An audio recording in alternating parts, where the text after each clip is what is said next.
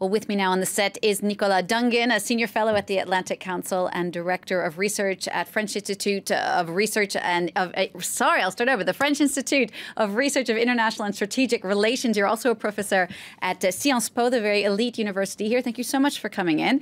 What are your thoughts here on moving forward in regard to Emmanuel Macron's cabinet, or perhaps even his prime minister? If you could look in a crystal ball, who will we see?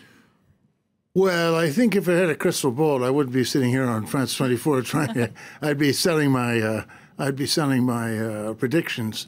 I think first of all we have to take him at his word, which is that his cabinet will be no more than 15 people, so not one of these sort of mega, elastic-sided cabinets. He said that it would be in perfect parity, or so at least a 50-50 mix of men and women. We can expect him to favor the idea, at least, of a woman prime minister. Now, without actually giving any predictions, let's figure out what that prime minister would need to do. That prime minister, first of all, is going to have to be somebody who can reach across the political divide and get enough of a parliamentary majority from both the left and especially the right. And the problem is that both in the Socialist Party and especially in the Républicains, who are really the more customary party of government here, people are really sore that they didn't get into the second round. And the problem they have, which is a very, very interesting one, is do they hold out and try to revive what was their party, but which has now been quite crushed by this new movement? And if they hold out, then do they try to impose their party will? Or do they go along with Macron? Because if they don't go along with Macron, their party might be completely in the dustbin anyway. So it's a very delicate choice. So whoever it's going to be, if it's a woman who has to reach out across to the right, and who then also has to be very, very strong in running a government, in keeping cabinet ministers in line. He's made it plain he does not intend, as François Hollande did, to be his own prime minister. There are very few women at the moment who fit that description. One of them is in Washington, D.C. I understand. Christine Lagarde. Do you think that she would come back? I don't. I know her from my time as president of the French-American Foundation, especially. She's a very patriotic Frenchwoman. I cannot see her turning down the opportunity to be prime minister, assuming that all of the different requirements, the different conditions for success were there. There are others. There are other possibilities, but there's nobody with the same world-class appeal. And she's run the IMF. She ran Baker and McKenzie before that. She was finance minister. She's been cleared, or at least has behind her the accusations of negligence in the Tapie affair. I don't think the French population would hold that against her. I think there's one other very important thing when we start to think about the prime minister, and that is the prime minister does not need to win a national election. Contrary to, say, Britain, where Theresa May is going to the country, right? But the point is here, the prime minister needs to get a parliamentary majority. So the prime minister doesn't need to get the kind of public validation that Emmanuel Macron got yesterday by a 2-to-1 margin. The prime minister only needs to be able to hold together the political class. This is one of the arcane nuances, but also one of the constitutional beauties of the French Fifth Republic Constitution. One thing that would be very helpful for Emmanuel Macron is a majority in Parliament. The parliamentary elections are coming up just a month from now. This is a man who doesn't even really have a party yet. He just created En Marche about a year ago. Do you believe that he will be able to get it together to not only find candidates for each of these 577 jurisdictions, but also win a majority with En Marche? He has done some amazing grassroots work over the last year that we don't really understand or know about. We know that he had thousands of people going door to door, listening to people. But one of the things that has been mysterious about his campaign is how it was organized internally and how it became so effective. I can't believe given what we've just witnessed yesterday in terms of his victory, and by the way, until yesterday, the polls were essentially giving him 60-40, maybe 62-38 after the disastrous debate for Marine Le Pen, and he's basically got 2/3 of the vote. Right? So he got 10 or 12% more than the pollsters were saying. Something's going on. And I think, he knows how the system works. He understands the constitutional calendar. And consequently, I can't believe, and he's already said that he's identified people who will be running in various districts. There's something else very important. Again, one of these quirks of the French constitution or the French legal and electoral system. Until this year, it was legal for members of parliament to also hold local office, to be a mayor or a regional councillor or president or vice president of a region. And that accumulation of mandates, as it's called here, is no longer legal as from this year. And there are about 40% of the members of the National Assembly who hold 2 offices and who will have to choose. And many of them have already announced that they will choose their local mandate of mayor rather than being both in the National Assembly and mayor, or only in the National Assembly. Consequently, there was going to be a big turnover anyway.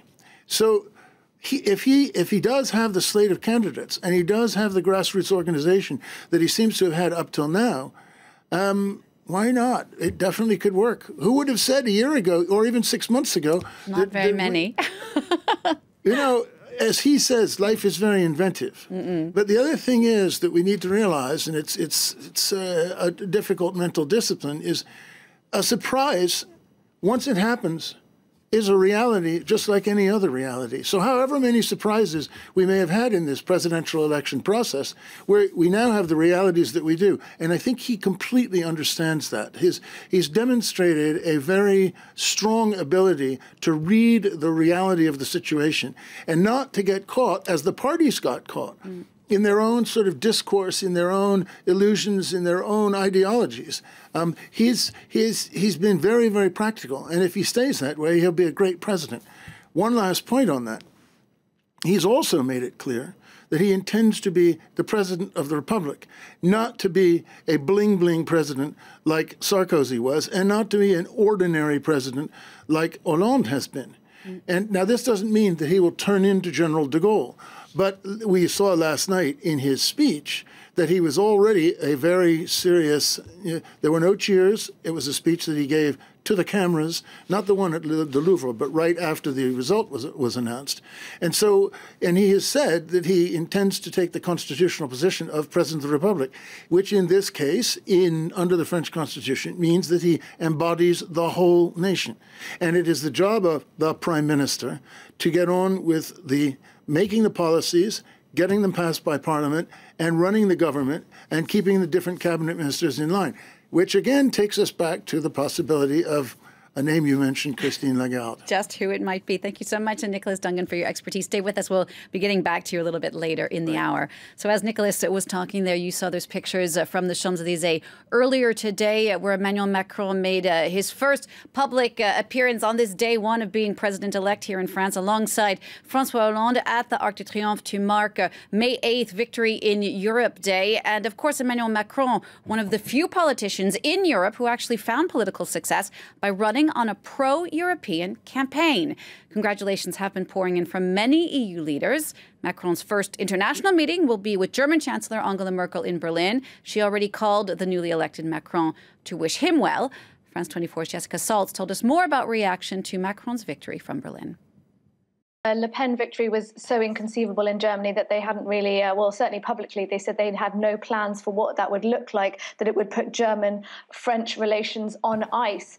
So certainly the victory of the pro-European candidate, the centrist candidate, very, very good news for Germany indeed. It will certainly bolster Germany's leading politicians because they, of course, themselves will be on the campaign trail in the coming months ahead of elections here in September. So it's a good sign ahead of that a candidate in France, Germany's closest ally, won off the back of a very pro-European campaign. What this means for German-French relations, of course, we'll see as soon as Macron makes his first visit to Berlin, which is expected to be very soon. He was very warmly welcomed here on recent visits to Berlin when he met both with the Social Democrats and with Angela Merkel. Of course, we know that there are many areas on which Macron and Merkel and the Social Democrats here in Germany see eye to eye. But sticking points might, of course, be the economy. Macron has criticized Germany over its trade surplus, over its dictating austerity on the rest of the Eurozone.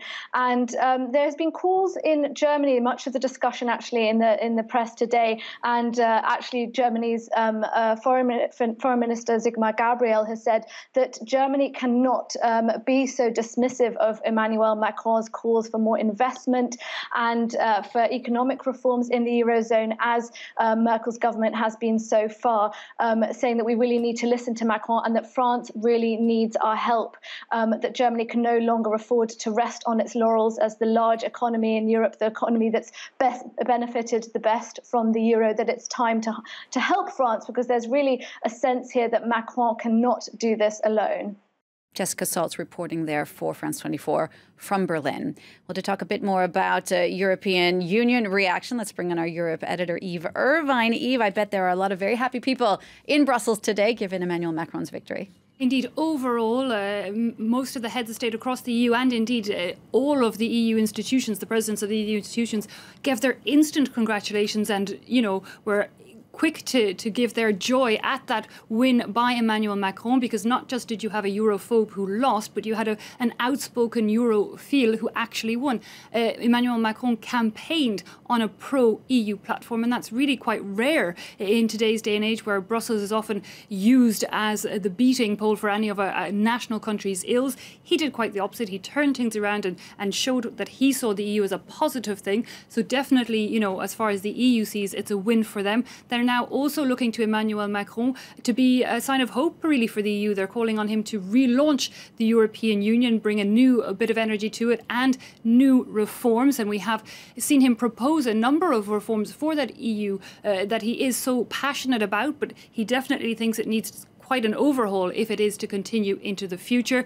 Notably on the economy, he said that the Eurozone, that group of 19, really have to restructure how they work, possibly have a president, possibly have a budget, looking for more integration on that rather than less. And that's something that doesn't really sit easy with everyone, however, in the EU. A lot of the Eastern countries don't like that idea of a two-level Europe. They want more power back to the national government still. So there is somewhat of a divide between the 28 on that. And we're hearing now from the president of the European Commission, Jean-Claude Juncker, is saying that the budget will be something that, has to be looked at. Emmanuel Macron has proposed deep structural reforms to the French economy, and there'll be a lot of eyes on exactly what that is, because Juncker is saying that, France still spends too much. They have a budget deficit. It's not in line with EU rules. They spend too much and in the wrong place. Emmanuel Macron has said that he'll start to reel that back. That message will be welcomed, notably in Germany.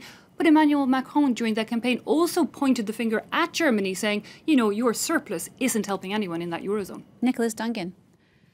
First of all, as you said, it's very rare in France since the defeat of the constitutional referendum in 2005 for the politicians who have been so overtly European. And when Macron emerged into the courtyard of the Louvre last night, the music was the Ode to Joy of Beethoven, which is the European anthem. I have it on pretty good authority from people who were in the room that Merkel has said to the last two French presidents, Sarkozy and Hollande, that she's ready to restart the Franco-German couple, but you've got to do your reforms first. So that condition, even though it may have budget impacts, as Yves was saying, that condition will probably be met under Macron. I think Macron understands very clearly, and if you look at his campaign materials, two of the main things that he talks about are work and school. And this country graduates hundreds of thousands every year who don't have the skills to get a job. And that's where the youth unemployment comes from. It's a labor code that's too complicated, a tax code that's too complicated, both of which could very easily be simplified. The labor code here is 4,000 pages. In Switzerland, it's 80 pages, and Switzerland's doing better. So if you stick to the principles, and Macron has said, he said, I want these things to be discussed company by company within the company, not at some national level. We don't have a mid-20th century economy anymore. So I think we need to distinguish the financial side of Europe, which could be a difficulty, from the political side. I do think that the French-German couple could take a series of policy initiatives that don't have to be so long-term and so difficult as a European defense force and so forth. They could be certainly immigration policies, economic policy, energy policy, Mediterranean policy, et cetera, political policies. And the ground seems to be very well laid for that. I understand that Emmanuel Macron has all of these good intentions to do just that. I guess, Eve, the question is does he really can he have the political capital? I mean, does he have the strength to do it? Well, that's all eyes will be on that. He's made some pretty bold statements going in to that election with the reforms he wants to take place. And again, you have some massive divisions within that bloc of 28, but on how they see the future of the EU, whether it is more EU or less EU. A two-speed solution increasingly gaining attraction, notably from Germany, France and Italy and other countries, but that really not welcomed by many countries like Poland, Hungary and Slovakia, other countries in the East who feel that there could be an unfair, unlevel playing field at an EU level. But again, given that France, Germany, two of the founding countries, two of the bigger economies in the EU, and since the UK decided to leave, the actual position of the French president takes on even more strength at an EU level, because France becomes the one security and defence country within the bloc. So if you have France and Germany forming a solid front, it looks like that could be the way to get the EU to change. My feeling is that ever since the euro was introduced in 1990, that's a long time ago now, the two-speed Europe should have started then. I think a lot of the problems with the two-speed Europe will be overcome if it's voluntary, not if it's something where you're in the outer circle because we're pushing you in the outer circle. Clearly, the Eurozone is the inner circle.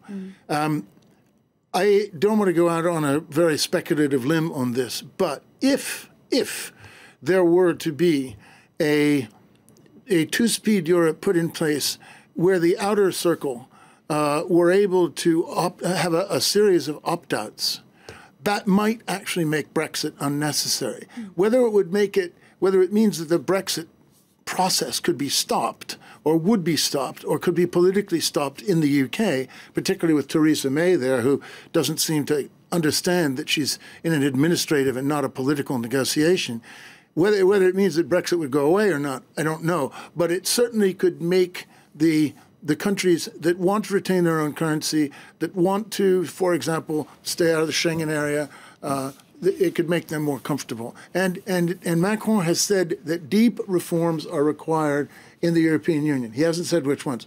He obviously doesn't have, and this is another interesting point, because the President of the Republic clearly has tremendous power in terms of international relations in this country. There's a great deal that he can do, even more than the U.S. president. But the problem is that, as one U.S. expert entitled his book, Foreign Policy Begins at Home.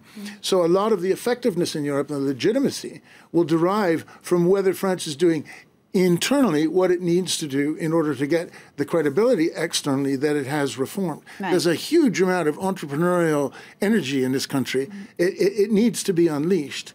And so these things are actually, and this is where your explanation and your question make a tremendous amount of sense, these things are actually very, very closely intertwined, and much more so than we generally think. Just a word about Marine Le Pen's defeat, Eve.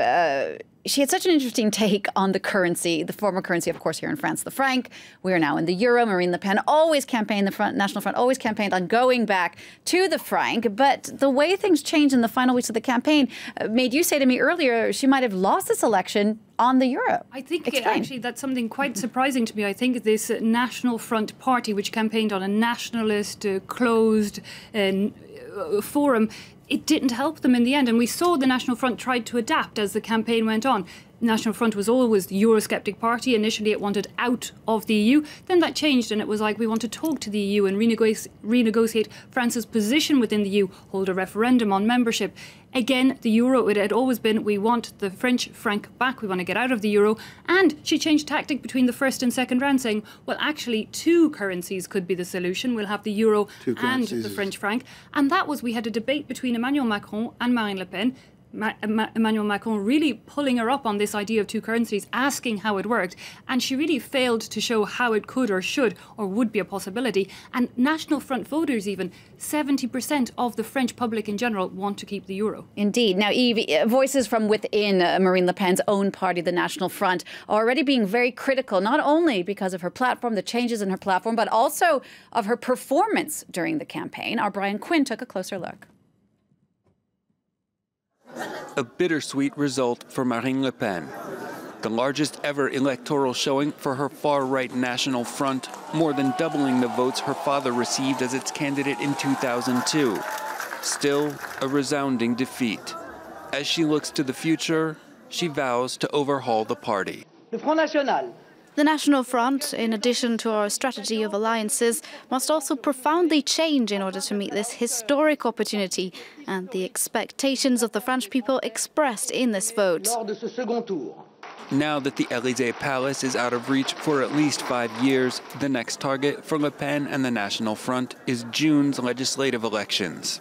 They're hoping that the nearly 11 million voters who cast their ballot for her will deliver them a clutch of new seats. What matters to me now is to do what we can to have the largest representation in the National Assembly.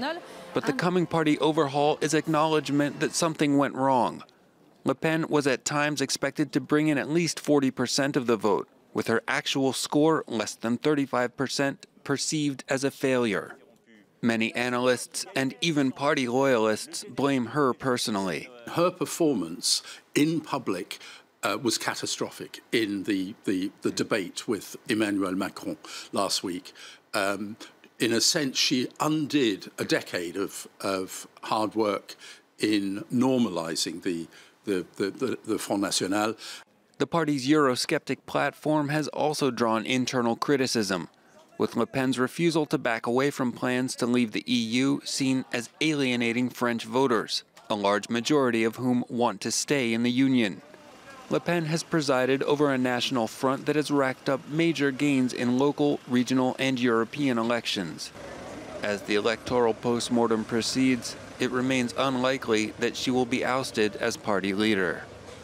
Nicholas Dungan is with me still on the set. What are your thoughts about that? Do you think that there is a chance that Marine Le Pen, the woman who has transformed the National Front for many people, do you think that she might be ousted out of her own party due to this poor performance? I don't know whether she should be ousted of her own party, but I think that both the party and Marine Le Pen are toast. I think they're history. That doesn't mean at all that the people who voted for the National Front are not real and don't have real problems and genuine grievances. And Macron said that, and he recognized it. So we have to make the difference between what the people feel and the vehicle by which they're going to express that. And I think that the National Front, as you were saying, you have on the one hand all of these ideas that wouldn't work, whether it's two currencies or going back to the franc and a whole bunch of other nationalist ideas that don't work. And then you had this pathetic performance that she made where she showed that she's a bully and a demagogue and ignorant and disorganized in the debate with Macron. So she has personally lost any credibility for leadership with the French people that she might ever have had. Again, that doesn't make the problems unreal. The problem in France, actually, I think, is not between left and right or between rich and poor. It's between the France of yesterday and the France of tomorrow. And the France of tomorrow just won the election. But he's going to have to take account of the France of yesterday and bring them into tomorrow.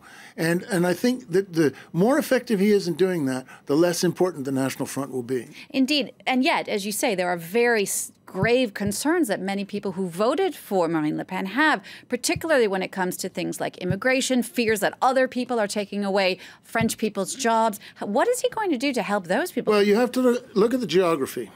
There's a diagonal that runs basically from Le Havre to sort of just south of Strasbourg, right? So the upper right corner of the country that includes the Hauts-de-France and the Grand Est, so northern France and eastern France. That's where most of her support is. It's areas where the small cities and the larger cities, such as Reims, where I teach for Sciences Po, Reims voted Macron first, and then Fillon in the first round, and then Mélenchon, and then Marine Le Pen. But villages right outside voted Marine Le Pen first place. So you have the same thing you saw in the American election, the same thing you saw with Brexit, which is the city-country divide, the sophisticated-unsophisticated divide, the educated-uneducated divide. So what Macron has to do is to show those people that they have opportunity. I think that in that northeast region, northern and eastern region, the problem is more one of lack of opportunity, unemployment, industries that have gone away, as Trump capitalized on in Pennsylvania, Ohio, Michigan, and Wisconsin. In the very southeast, the Côte d'Azur, French Riviera region, where Marion Maréchal Le Pen, the granddaughter of the founder, is the representative. There it's probably more about immigration, because we're talking about an area that's right on the Mediterranean border, relatively rich, on the Mediterranean Sea, relatively rich, etc. But as you say, it's those two things. I think the problem is more economic opportunity than immigration, and the combination, going back to what Macron said, of skills, in other words, school, and jobs, in other words, freeing up the labor market. Those are the two keys to making this whole thing work and unleashing the energy that I was talking about earlier. Nicholas, thank you. If you are just joining us here on France 24, this is our continuing coverage of day one for France's new president-elect, Emmanuel Macron. The 39-year-old independent easily defeated far-right candidate Marine Le Pen Sunday. The two ran on very different platforms. Emmanuel Macron, pro-globalization, pro-Europe, but more socially liberal. Marine Le Pen, anti-immigration and anti-Europe. Macron won with about 66% of the vote to almost 34% for Marine Le Pen. Well, last night, crowds of Macron's supporters turned out in the main courtyard of the Louvre Museum here in Paris to celebrate, waving flags and with dancing, things that went on well into the night. But the hard work for Macron is now just beginning, as Catherine Clifford explains. The day after his election brings the next big challenge for France's incoming president. Macron launched En Marche, a movement not yet classed as a party just a year ago, and it will now have to deliver 289 MPs in legislative elections next month if he's to hold any real sway over the country. Our task is huge, and it will require us to build, from tomorrow onwards, a real majority. This majority to carry out change is what I expect from you in 6 weeks' time, because I will need you again and again. He's set special requirements for his candidates. 50% must be civilians with no political experience. They must come from a variety of ethnic backgrounds. At least half should be women. And those who are seasoned politicians have to drop other allegiances. Macron must now perfect a fine balancing act between the anti-establishment line he built his campaign on and reeling in the support that could be his from experienced mainstream politicians. They could include defectors from both the Conservatives and the Socialists. Another obstacle, because it's the first time En Marche is running, it doesn't have access to public campaign funds. However, though analysts say a majority in Parliament is an unlikely leap, one poll taken before Sunday's result found it could be close. Opinionway estimates the next Parliament would be dominated by En Marche and the Conservative Republican Party. Let's now go live to Emmanuel Macron's headquarters in southern Paris. That's where our Claire Williams is standing by. Claire, what is Emmanuel Macron's strategy now for En Marche? What is he going to do what it was saying there just at the end of that piece, to try and keep Les Républicains, the Conservative Party, at bay?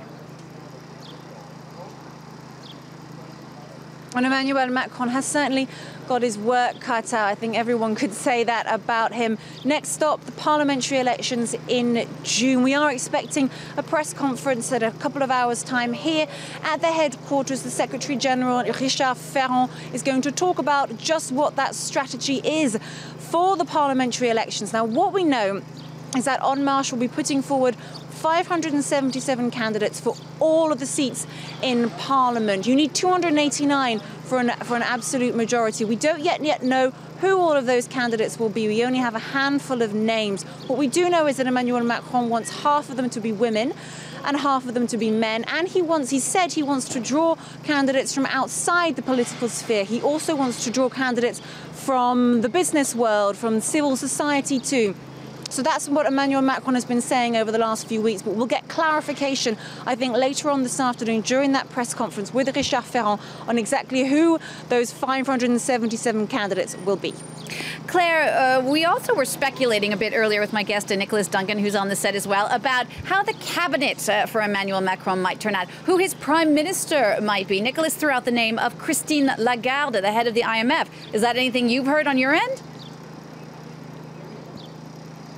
Well, that is the big million-dollar question. Who is going to be that prime minister? And then, of course, who will the ministers be after that? Now, we know that Emmanuel Macron is going to be inaugurated this Sunday. François Hollande, back in 2012, he announced on the day of his inauguration that he had chosen Jean-Marc Ayrault as his prime minister. So we expect Emmanuel Macron to pretty soon let everyone know who his prime minister will be. Christine Lagarde, yeah, that's one of those possibilities. We've also heard from Christophe Castaner earlier on today. He's a socialist MP who supports Emmanuel Macron. He said that he thinks that Jean-Yves Le Drian, the current defense minister, could be a very good prime minister. So that's another one. So there is lots of speculation, lots of hints coming out.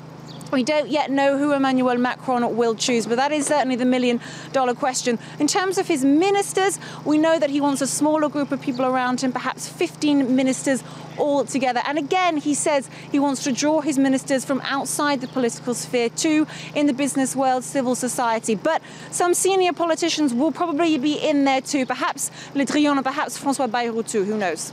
Claire, as you're speaking, we're just seeing next to you pictures of Emmanuel Macron last night there, giving that victory speech at the Louvre Museum in front of the pyramid, the Louvre Pyramid. You were there last night. What are your memories? What stood out for you most from that celebration last night? Well, when I got there at about 6 p.m., there were a few En Marche supporters arriving, and they were a little bit nervous. A few of them said to me, we just hope he gets more than 60%. Of course, when that result came in at 8 p.m. and he got a lot more than that, people were extremely, extremely happy. I think euphoria is the word I could use to describe how the crowd felt. Emmanuel Macron came on stage at about 10 p.m. and gave a speech. People were listening intently to that speech, and then the crowds did sort of disappear quite quickly. After Emmanuel Macron had come and gone, people began to head home. It was a bit cold out last night, and what's interesting to remember, I think, is the difference between last night and the 2012 victory celebrations for François Hollande at the Place de la Bastille. France in 2012 was not in a state of emergency. Security was much more lax back in 2012 than it is now. Last night, no one could come in with alcohol. People had their bags searched on arrival by the police. The security presence was very high. So I suppose you could say it was a success that Paris still can hold open-air parties on election nights, but it definitely felt different from 2012. Claire Williams, thank you so much for all your hard work there over the course of this campaign. And you'll, of course, be continuing to cover things for Emmanuel Macron and from the Emmanuel Macron headquarters throughout the day. Thank you so much. Well, joining me now on the set is our international affairs editor, Douglas Herbert. Hi, Doug. And no rest for the weary for you, too. Our reporters have been working around the clock here on France 24. Nicholas Dungan still with us here as well. I'm going to turn to you both now about international relations. Of course, Emmanuel Macron is going to have to deal with world leaders. He is a very young man, 39 years old. He's going to be facing off men like Donald Trump, Vladimir Putin. Does he, first of all, have the wherewithal, the strength to face and be strong in the face of leaders like those, Doug? Yeah, well, it depends which leaders we're talking about. But, look, so far the signs, the thing is that he is an unknown political entity. En Marche, didn't exist right over a year ago. And it became sort of a joke among his critics throughout the campaign that one of his most commonly used phrases was dans le même temps. At the same time. So you're sort of having it both ways, leaving his options open, essentially, and giving a little bit for everyone to sort of pick at. There was something for everyone often in what you can interpret what he was going to say.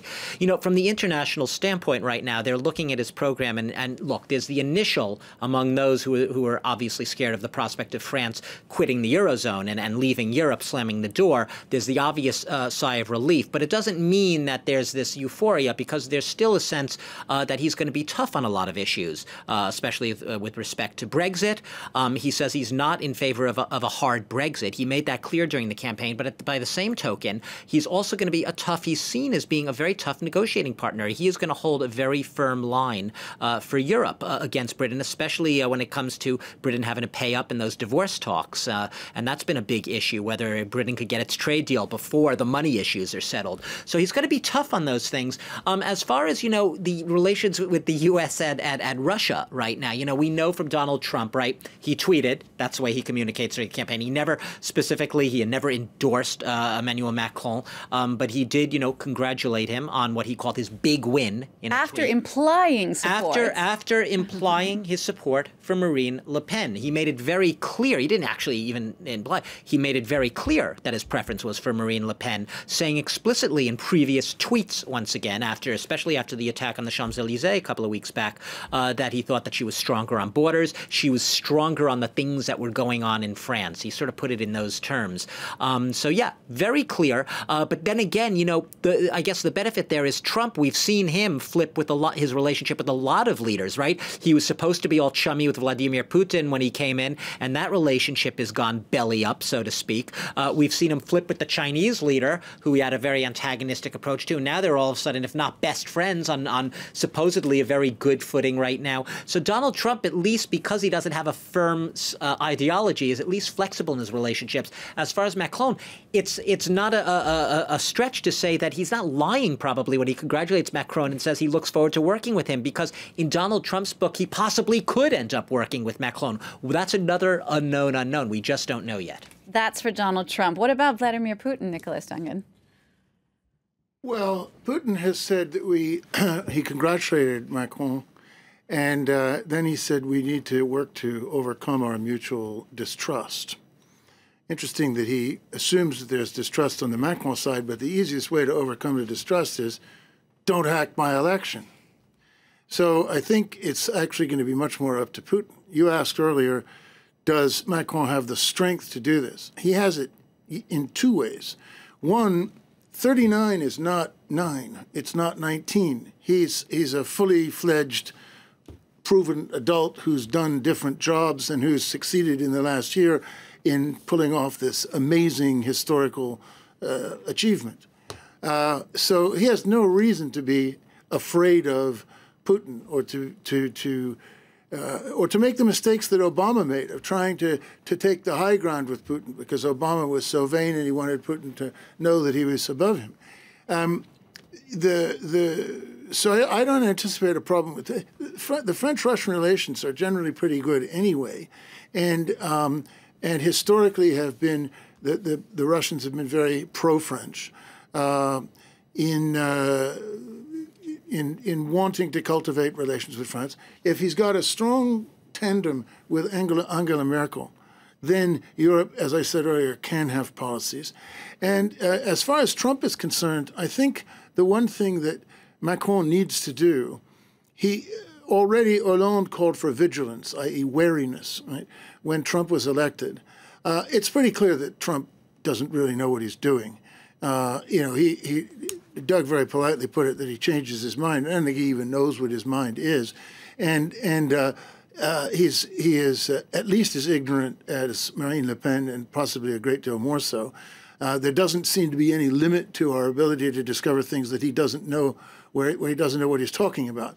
So I think Macron's best bet will be to be nice to Trump the way Justin Trudeau was, but to develop really good relationships with others in the White House, in the Senate, in the House, with governors, with CEOs, and maybe just jump past Washington and go straight to Silicon Valley. Now, another big international issue, or one that's going to be very key for Emmanuel Macron coming up in the months and soon years to come, is, of course, Brexit. It is a big issue. Theresa May, the British Prime Minister, mentioned Brexit in her comments about Emmanuel Macron's win. Let's listen. Now, yesterday, a new French president was elected. He was elected with a strong mandate, which he can take as a strong position in the negotiations.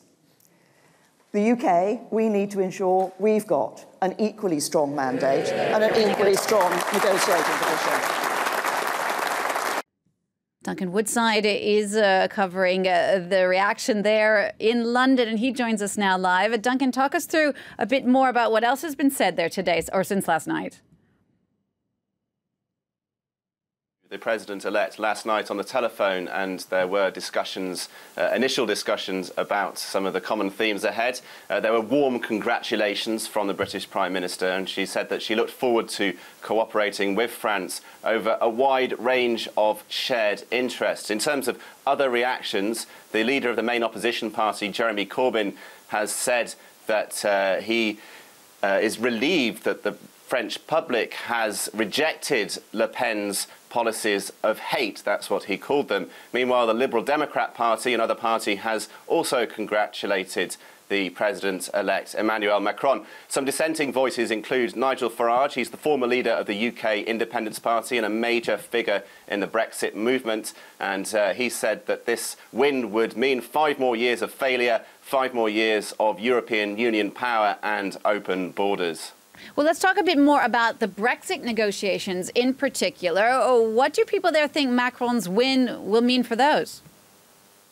Well, I think there's 2 different ways of reading this. One Conservative member of Parliament has said that the Macron victory is beneficial for Britain in terms of the negotiations over Brexit, because it means that there is not an existential crisis within the European Union. And of course, if Le Pen had won the election, then that would have meant that there would be an existential crisis, effectively. At the same time, though, I'm sure there's some trepidation within the British government, within the Prime Minister's office, and also within the Brexit negotiating team over the road ahead. It's quite clear now that Macron and Angela Merkel will be singing from the same hymn sheet, that they will be consolidating their unity, and that unity of the European Union was already very unusually shown with their unanimous adoption of the draft negotiating guidelines late last month. It's also interesting to note that in February, Macron, in a visit to London, said that Britain would need to ensure that going forwards they continue to make contributions to the EU's budget, even after exiting the European Union, whether that be in 2019 or at a later date, if Britain wanted to retain passporting rights, for example, for the financial services industry. He's also said that he wants to renegotiate the Le Touquet agreement, which places British border police in northern France. So a lot of food for thought for Theresa May's government. Duncan, thank you. Duncan Woodside there reporting for us from London. Nicholas Dungan and Doug Herbert, our international affairs editor, still with me on the set. Nicholas, what are your thoughts about Emmanuel Macron as part of the Brexit negotiation process? Will that be better or worse for Europe? Well, first of all, the Brexit negotiation process is actually being handled by Michel Barnier and by the European Commission, principally. So the only time when there would be a need to take account of the national governments is either at the time of ratification at the end, or if the EU decided that it was going to radically change its own negotiating stance. So far, there's been tremendous unity. We know that Macron is very pro-European. We know also that Theresa May seems to have significantly misunderstood the kind of negotiation that she's in. It's not a political negotiation in many respects. The political decision was made at the time of the referendum last June 23rd. Where we are now is it's a question of implementing that political decision, and that is largely administrative. It's all about trying to do the right thing rather than trying to win points. Now, the reason she's portraying it as winning points is either she believes that, or even if whether she believes it or not, she's trying to win her own next election in June. The point is that Macron doesn't have to win an election anymore. He's won this. And there is a very broadly held pro-European stance in the political class in France. So from the point of view of the legislative elections, I don't think that's going to be an issue. Consequently, we can expect that France will take just as tough a line as Hollande has been taking up till now. So will Germany, in stating that there is no negotiating room beyond what the 27 have already agreed. That makes tremendous sense. If, on the other hand, over the course of the next year or two, it is possible to institute some major reforms of the European Union, and Macron has said that he knows those are necessary, if they were to come that quickly, and they were to come so quickly that, in fact, they could call into question the whole Brexit process, then it becomes a political issue again. But I think in both cases, and that's highly unlikely at this point to go that fast, but I think in both cases, it's very clear that the defense of the European ideal will always come first. Nicholas Dungan, thank you so much. Now,